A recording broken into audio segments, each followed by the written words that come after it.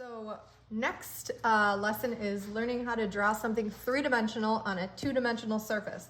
So we are going to use the gradients that we just played around with in our last lesson to create this three-dimensional form. So it's not going to be called a shape because it's not flat. So we're going to call it a form. Anything three-dimensional is a form, vocabulary word.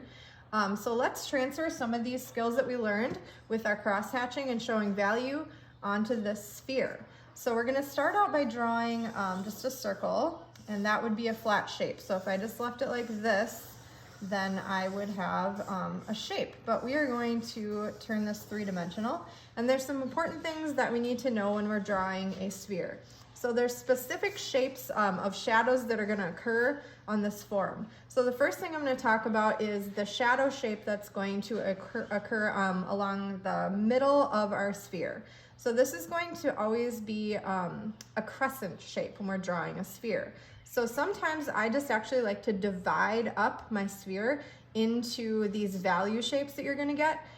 So what I do is I'm going to use this as my reference photo here, and I'm going to notice that the light on this sphere is coming from the upper right, so it's going to be hitting here. This is where the highlight is happening. That's going to be the lightest area of our sphere. And then in between our highlight and our shadow, we're going to have a midtone. So you have three basic values to create a three-dimensional shape, which is going to be your highlight, your midtone, and your shadow.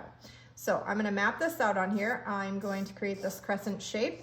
And I want you to notice that it's not exactly on the edge of our sphere, but it's a little bit more in the middle. So I just want you to take note of that, because actually on the very edge is where we're going to have a reflection. Because it's round and the light is kind of coming around the other side, we get a little reflection. All right, so we've got shadow shape. We have kind of a mid-tone value, which I'm just going to draw another C shape. And then we would have kind of like a circle, which is going to represent our highlight shape. So what I'm going to do now is I'm going to use my cross-hatching to create a gradient from this dark value to this mid-tone to the light. And then the other thing that we're going to work on is our cast shadow, which is going to be the dark area that occurs underneath our shape. So let's just go ahead and start here with our dark shadow. I like to start in the darkest area first because it helps me to measure how dark or light the rest of my surface needs to be. So I tend to do that with most of my drawings, starting with those dark values. So I'm kind of using these similar lines, these cross-hatching lines that I was using before, and I'm going to come around the crescent shape here and create this dark area on my my sphere here. And I want it to gradually move from one darkness to another. I don't want it to look like there's a line in between the shapes of value. I want them to move from one to the next gradually. That's what a gradient is, but it's a little different when you want to actually recreate it. So here's kind of a darker crescent shape. I'm leaving that little edge of light here. It's not going to be like absolutely as light as our highlight shape, but I am going to leave it lighter here along the edge. All right, so now I'm moving into the mid-tone area. So now I'm going to do more cross-hatching, but I'm going to lessen up the pressure that I'm putting on my charcoal. And if you've never used charcoal or you're just getting used to charcoal, it takes a little getting used to. You're going to have to kind of play around with it in your hand. Sometimes I twirl mine a little bit. Sometimes the edge of it gets a little flat, so sometimes I have to turn it. I don't ever like to use it on the point of the charcoal, but you can kind of figure out how that works best for you. All right, so we're moving into this mid-tone. I'm using less pressure to get around this area here. And I'm also going to try to do some like blending into the dark area of this crescent, this dark shadow area. So right along the edge here is where I'm going to go back in here, and I'm going to kind of blend these two together. Eventually, if you get to painting, this is going to be an important technique to use. Sometimes you want to blend the edges, and that's what I'm trying to do now. All right, and then now I have like kind of a lighter area here. So again, I'm going to get even lighter, less pressure than I was doing before, maybe spacing out my lines a little bit before I get to that highlighted area. Midtones.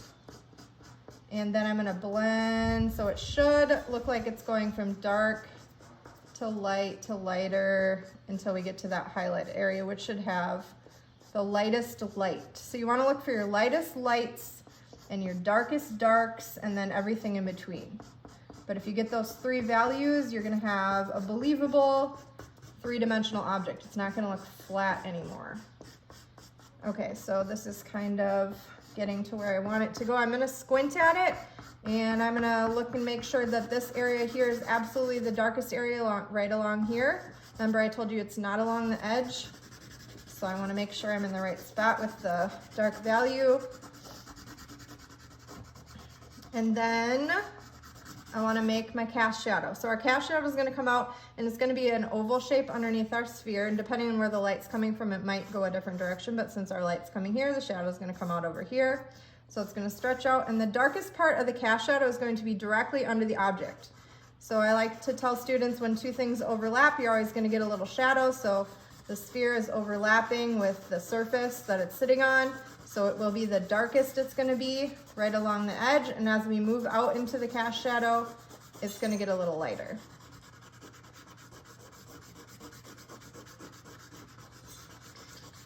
So again, I'm using some cross hatching. I'm trying to move a little quickly though, and I want this to be pretty dark. But as I come out further, it's going to look a little bit more linear. Again, that's so we have control over our values and we're not just smudging everything up and making a big mess of things at the beginning of learning how to draw. All right, so now I'm going to kind of compare and make sure that this shadow and this shadow look similar, and I'll do that again by squinting. And now I could go back and make any adjustments I needed, but I think for this demonstration, that should help you understand why you would need a gradient in order to create a 3-dimensional object. And the vocabulary words that we learned today would be our shadow shape, our midtone, our highlight, and we also have our cast shadow, and then our reflected light.